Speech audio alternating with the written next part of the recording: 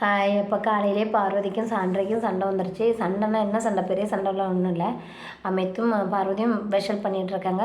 Sandra காய்கறி cut பண்ணிகிட்ருக்காங்க. அப்போ அவங்க பாடுதாங்க. அப்போ பாடினோன்னே பொண்ணுங்களெல்லாம் அப்படின்னு சொல்லி பாடும்போது அமித்து ஒன்றே எல்லா பொண்ணும் சொல்ல ஒன்று தான் சொல்கிறேன்னு பார்வையை பற்றி பாடினார். அப்போது சொன்னோன்னே சாண்ட்ரா சிரித்தாங்க. பார்வதி இந்த பார்வதி ஒன்று சொன்னாங்க, சாண்ட்ரா குத்திருப்பாளே பின்னாடி இருந்து அப்படின்னு சொன்னோன்னே அவங்களுக்கு கோவம் வந்துருச்சு. நான் எந்த இடத்துல ஒன்றை குத்துனேன், நான் ஒன்றை குத்துனேன் நீ பார்த்துனே அப்படின்னு சொல்லி அவங்களுக்கு கோவம் வந்துருச்சு.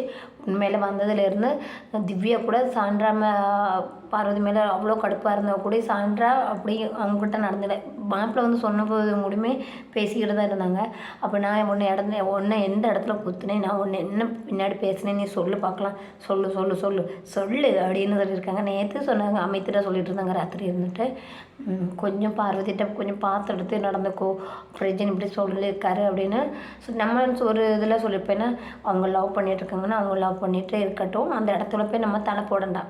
அப்படி தானே அவங்க இந்த சின்ன பிள்ளையில சின்ன வயசில் அவங்க பண்ணுறாங்க, நாளைக்கு நம்ம தலை கடந்து ஊரில் கூடதில்ல அப்படின்னு நம்ம நினச்சிருப்போம். நான் நினச்சேன் உண்மையில்.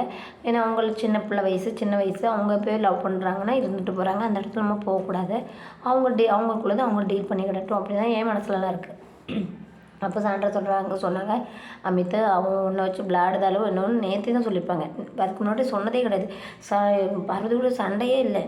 பார்வதி ரொம்ப பிடிக்கும் சாண்ட்ராக்கு, அது வேறு சாண்ட்ரா. அப்போ இப்படி சொன்னோன்னே நான் ஒன்று எப்போ பின்னால் குத்துனேன்னு சொல்லு சொல்லு சொல்லு சொல்லு அப்படின்ட்டே இருக்காங்க. நான் சொல்லுதேன் யோசிக்க, ஒரு ஆள் சொல்ல போனால் யோசிச்சு சொல்லணும், சொல்லு சொல்லு சொல்லுன்னு அவங்க கேட்காங்க. இரு நம்ம யோசிக்கட்டும் அப்படிங்காங்க. அப்படி சொல்லி அவங்களுக்கு கோவம் வந்துச்சு காலையிலே.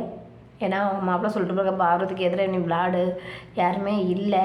ஏன்னா உண்மை தான். ஏன்னா பார்வதிக்கு எதிராக விளாண்டாதான் யாரெல்லாம் பார்வதிக்கு எதிராக யார் விளையாடுதா, அரோரா, திவ்யா, விக்கல் இவங்க எல்லாரும் விளையாடவங்களுக்கு ஓட்டு இருக்குது, கேட்குது, அவங்களுக்கு மனசு புரியுதா.